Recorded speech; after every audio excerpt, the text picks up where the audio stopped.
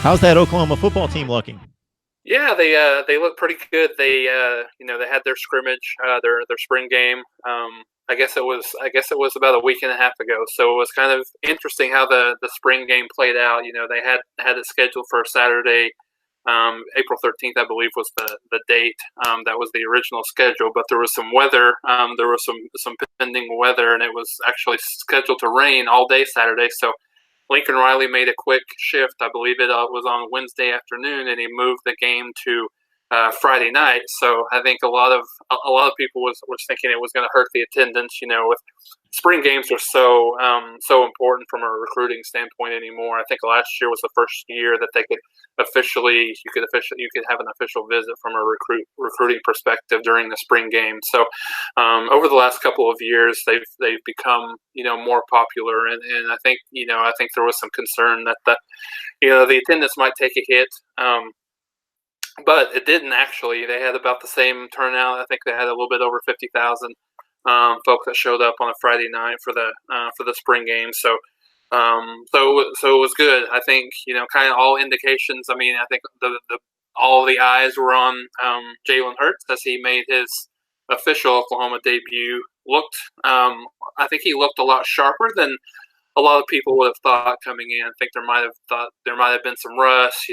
Hurts kind of getting used to the only being out on campus for a few short weeks. He looked pretty good. I think it was about 11 out of 14 for about 174 yards. He had one touchdown, no turnovers. He managed the team really well. Had a couple of scrambles where he made some really good throws on the run. He looked like a guy that had been under Riley's tutelage for a while. He looked different. I think he had there was kind of it's a little bit of coach speak. I think Riley last year said it was kind of neck and neck between Austin Kendall and Kyler Murray, and I think we certainly know how that turned out. So really there was a lot of coach speak, and I think after the game, I mean, Riley even mentioned that, hey, it may be one of those situations where I make a call a little sooner than later, because it was very apparent that Hurts was the guy. He was the number one guy. Austin Kendall, with his transfer to West Virginia, left a spot open. Right now Tanner Mordecai is the backup. He looked young. On Friday, you could tell maybe a little bit of nerves. I think he was about 12. I know he completed 50% of his passes. He did throw an interception. He looked a bit like he was forcing the ball downfield. You could tell the difference, Mark, between Hurts and Mordecai. Hurts looked like a guy that had been there before, had been a college football quarterback for been in the system, obviously in Alabama for the 3 4 years, and then this being his last year. Mordecai not really saw the field. He was Kyler Murray's backup last year. He saw kind of some spot action, in garbage time last year. But I think the most interesting thing to look at from a quarterback perspective this fall will be, what does the backup look like? I think all indications are, unless an injury, it's going to be Hurts' job. What does Spencer Rattler is coming in the summer. The number one quarterback in the country.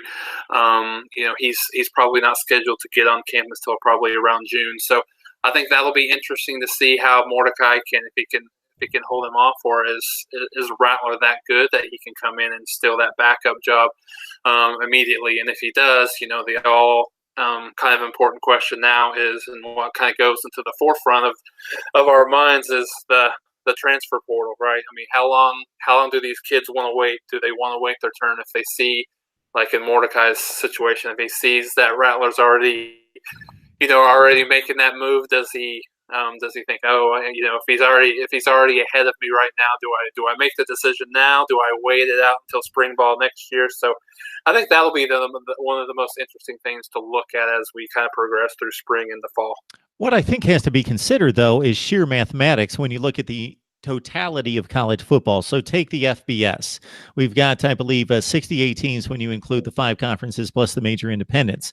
So there's only so many quarterback spots. There are 68 spots. Of course, there are group of 5 programs that are more prominent, let's say a UCF or a Boise State, than some of the lower end Power 5 programs, and certainly the independents that have latched on to that moniker, like New Mexico State or Liberty. But my point being, there are the same number of quarterback spots regardless, both starting and total on the roster.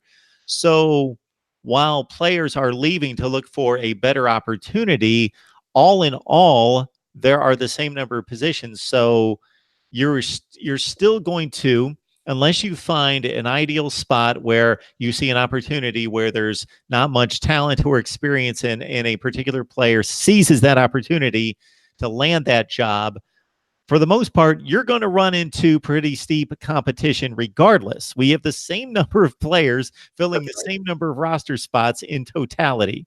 So anyway, back to the matter at hand with Oklahoma. It's Mark Rogers TV, the voice of college football. Best discussion, debate, and analysis right here. Want to let you guys know that if you grab the Amazon link in the description section below, or in the description section of any of the videos, use that link to shop on Amazon.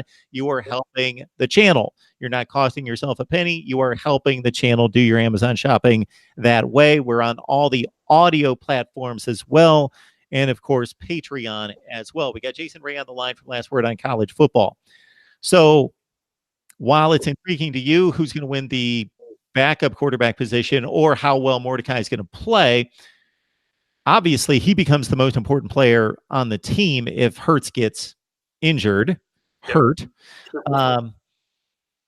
But as long as that doesn't happen, he's the least important guy in the field on the roster. Don't need him for special teams. Don't need him for anything. But that's one play away.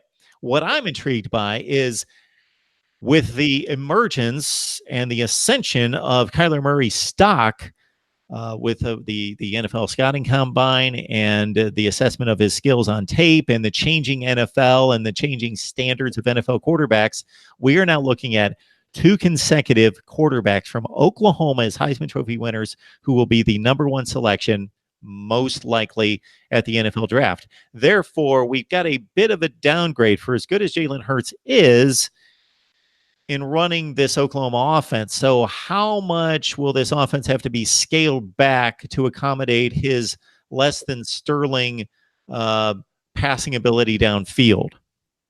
Yeah, I think that's an interesting thought and an interesting question, Mark. I think, I think I don't know that it'll be scaled down more so than it'll just be tailored more to his to his strengths.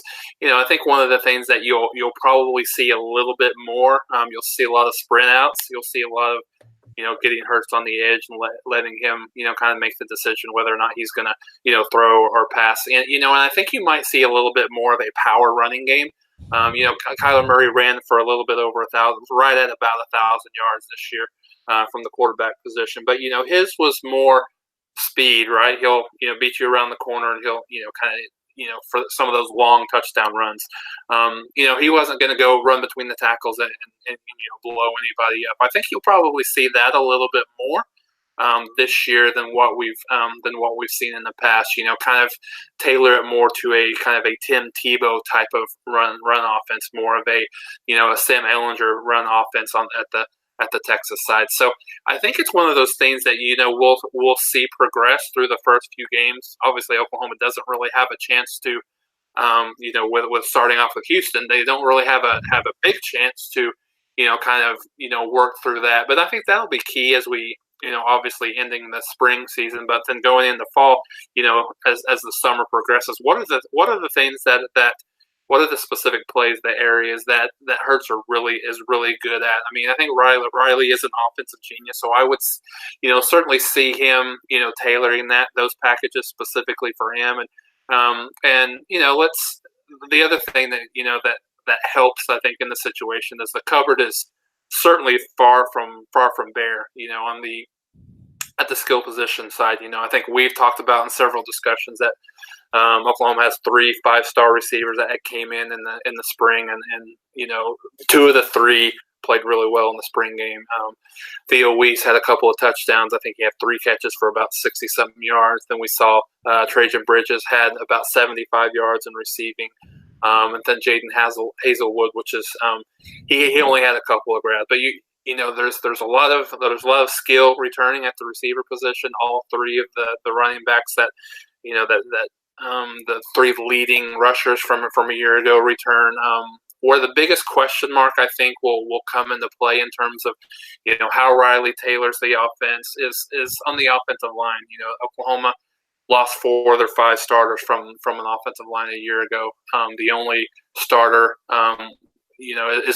wasn't actually available, which is the center, is not available for the spring due to some off-season surgery that he had. So I think how he gels with the offensive line is going to be a big indicator on how Riley's able to tailor that playbook specifically for Hurts. It's an Oklahoma team that obviously has been prolific offensively, maybe the best in college football over the past several seasons under first Bob Stoops and now Lincoln Riley, who obviously was running the offense prior to becoming the head coach, and with a great run of quarterbacks, and most recently those 2 prolific receivers. I think the offensive line has not been as publicized, but if you watch college football and read about college football, you know that Oklahoma has fielded one of the very best offensive fronts in college football for the past 3 or 4 seasons.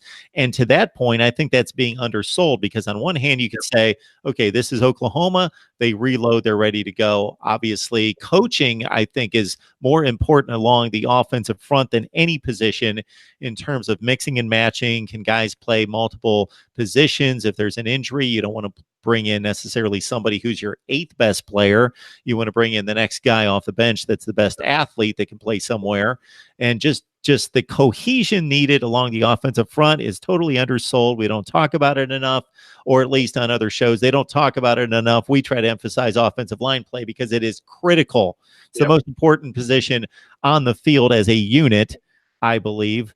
And so on one hand, we could say, Oklahoma is going to continue to because the recruiting's been there and the coaching's still there at the offensive line position to be really good, near best in the nation. Or do they suffer a downturn offensively? Still really good, but with Hurts at quarterback and losing those 4 offensive linemen, do they take a bit of a hit? And now, for the first time in a while, there is most likely a better quarterback at Texas than Oklahoma.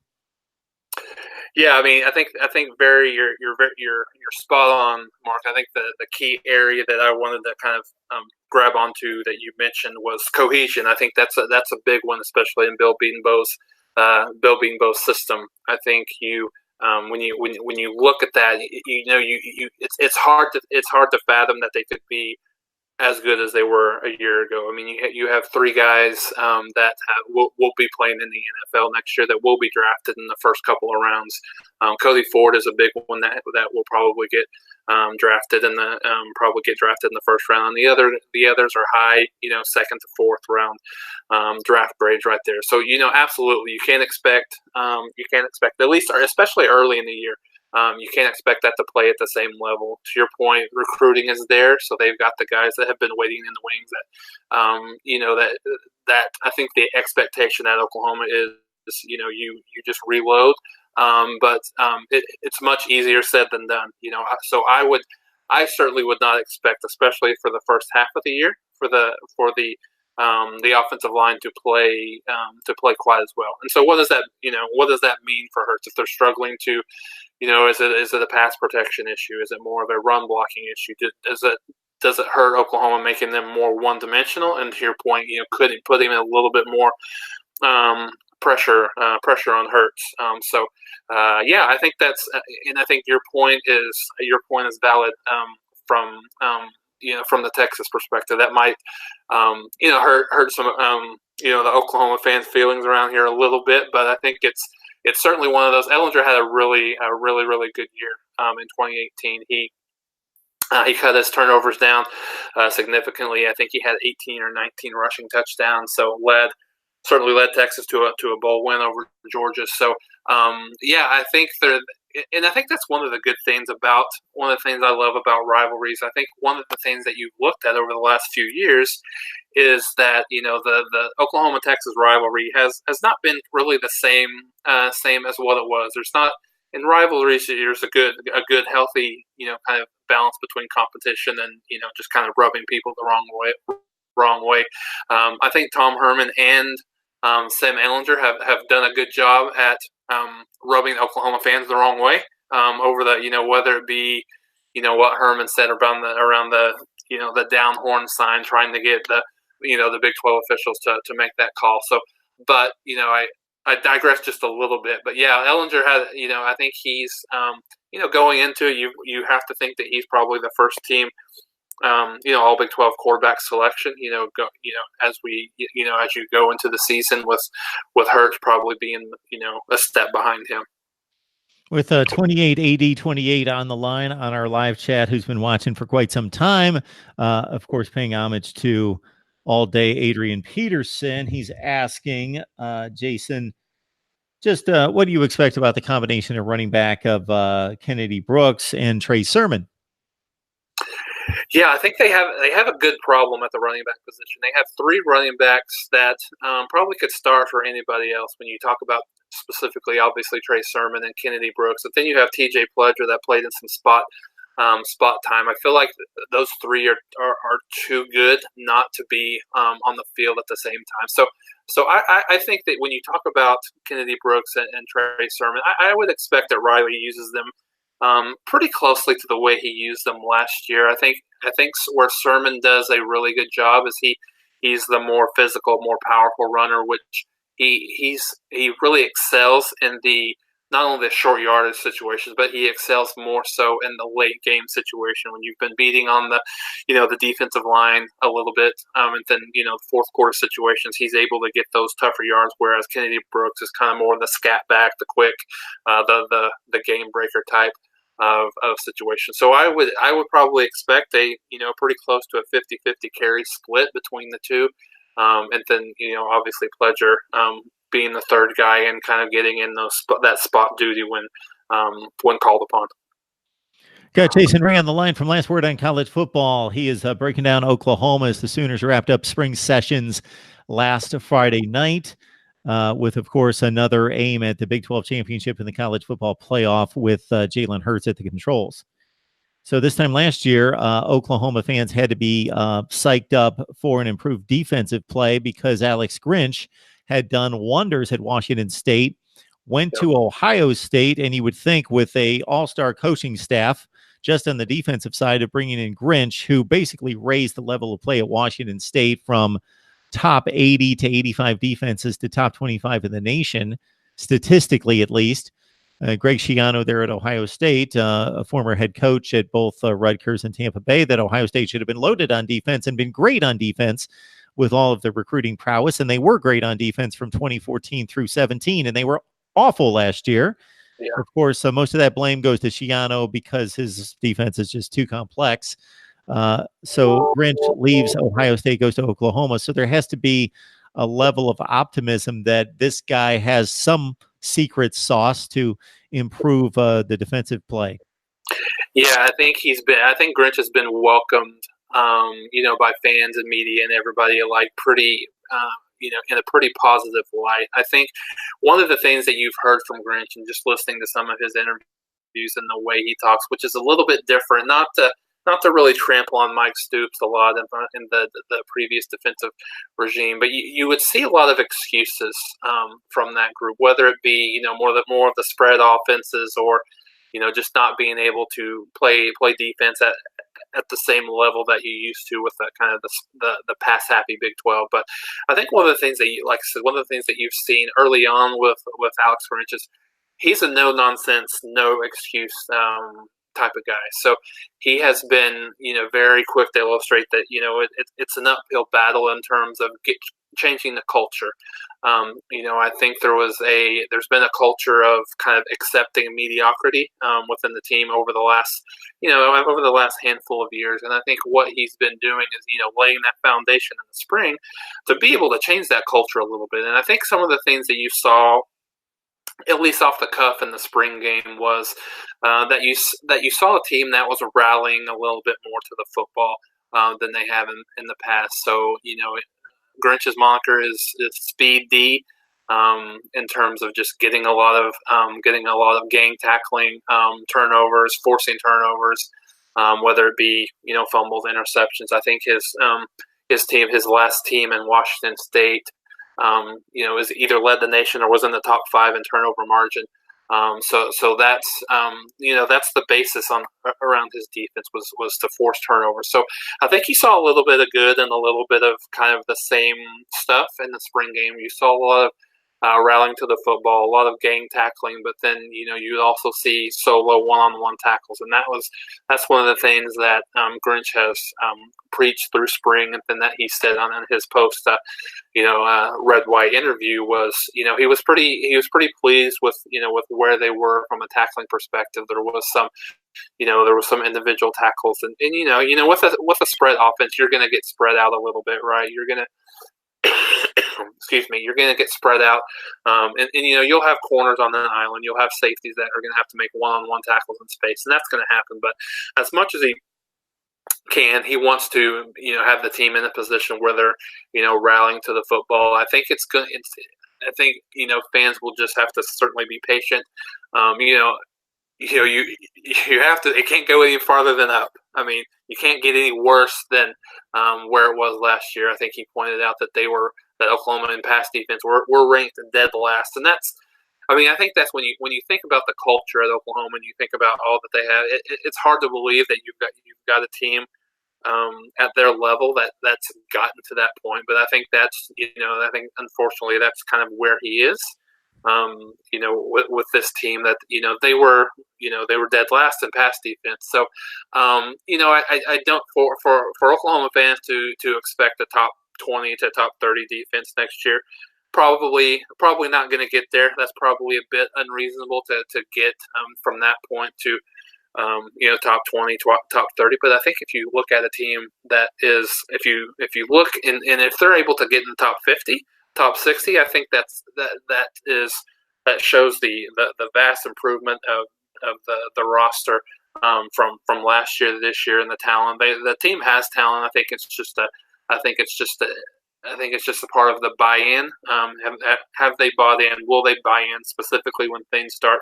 If you have some negative experience, especially early in the year, how does Grinch able to keep that glue together with the team? So I think you'll certainly see some improvement at the level of what that improvement looks like remains to be seen. But I think certainly that that'll pay dividends whether or not Oklahoma can make it back to a third straight playoff appearance. Oklahoma College Football Talk, courtesy Jason Ray from Last Word on College Football. So I encourage you to go there to Last Word on College Football with some of our very favorite people. Lauren Beasley, Tony Siracusa, formerly Donald King, Mike Laval, and of course Jason here with a rundown on college football and talking OU Sooners, who are the favorite once again to win the Big 12. My favorite springtime, summertime question, Jason, because I would like to, I'm not saying I accomplished this, but I would like to know more personnel than anybody you can find anywhere covering college football across the board. I would like to know more players and about those players, know the rosters better than anyone. So I'm always asking and tapping guys like you to say, who are the up-and-comers? Who are the guys that are going to break out? Who are the guys that you really like who aren't necessarily household names even for an ardent college football fan?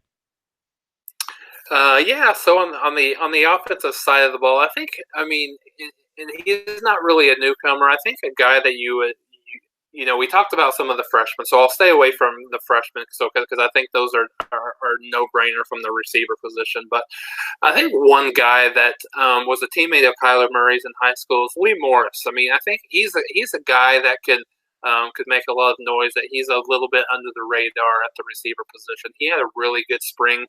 He had a long reception. I think he had 3 catches for 79 yards. He scored a lot of touchdowns. He didn't have a ton of receptions last year, but he did have a lot of touchdowns. So I think at the receiver position, he's a good one. He's a good one to kind of look out for. On the offensive line, another guy that I would kind of peg is Adrian Ely. him and Bray Walker. Those are the two of the bookends on the offensive line right now. They're both mammoths. I mean, they're both about 6'6", 6'7", 320, 330. I think those two guys are going to be vitally important to the success of Oklahoma this year. As we talked about on the offensive line, and a couple of guys on defense. Primarily on the defensive line, Ronnie Perkins is a guy that I think is poised to have an excellent sophomore year. He played a lot as a true freshman on the defensive line. I think he was very impactful earlier in the year. He kind of hit a little bit of a freshman wall late in the year, but he's going to be Oklahoma's primary pass rusher from the end perspective. So he's a guy that has superstar just written all over him. I think he's one of those guys that another year in the weight room, another full year of off-season conditioning, a full season of kind of getting into Grinch's system, understanding that, and then a guy that came in super highly recruited last year was Brendan Radley Hiles out of California, out of the IMG. He was very ballyhoo coming in last year. Had a tough year, to be honest with you. He's on the smaller side. He's about 5'9". He played out of position a little bit. He played at the safety position last year, and he got to the point where, especially, I think it was very evident in the West Virginia game. He got beat about 2 or 3 times deep for touchdowns in that game, and he eventually got benched late in the year.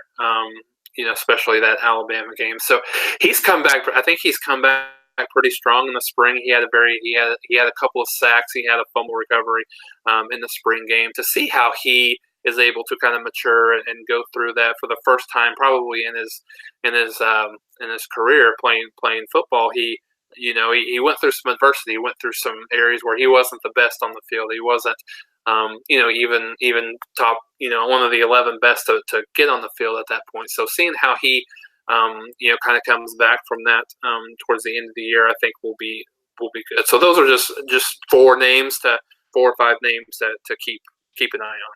Hey, Jason, if you don't mind, I'll keep you on the line for just a minute or two. We are awaiting Steve Hellwagon to talk Ohio State football, but for whatever reason, we've got some Tennessee fans that are interested in the series that's going to ensue starting in 2020. I believe there's another game in 2024. Just your thoughts about signing Tennessee, what games in the future you're excited about Oklahoma playing. Of course, the big non-conference date this year is against UCLA out at the Rose Bowl. Yeah, I think that's an excellent series. I think we're all college football fans, right? First and foremost, and we love to see those games. I think Oklahoma has, certainly with Tennessee. They have some stuff with Alabama that just got scheduled. There's some stuff with LSU. Tennessee was one of my personal bucket list items. That I got the opportunity to go to Knoxville when Oklahoma traveled to Tennessee a few years ago. Honestly, one of the best games I've actually ever seen in person. I like to give Mike Laval a lot of hard time for that game, because Oklahoma was certainly was down 17-3 going into the fourth quarter. I think everything kind of went right for Oklahoma in that game. Everything went wrong for Tennessee down the stretch. But I think that was really Baker Mayfield's coming out party. So yeah, those games, especially as you play in the Big 12. I mean, I think having those games in the preseason are important. Number one, not the preseason, but the non-conference season. I think that's important. For a variety of different reasons. It helps your strength of schedule, certainly as you start looking at the playoffs. But I think it also, playing those types of games don't hurt you as much as you do if you play, maybe a team that doesn't have kind of the same notoriety as a Tennessee or as an Alabama or as an LSU. So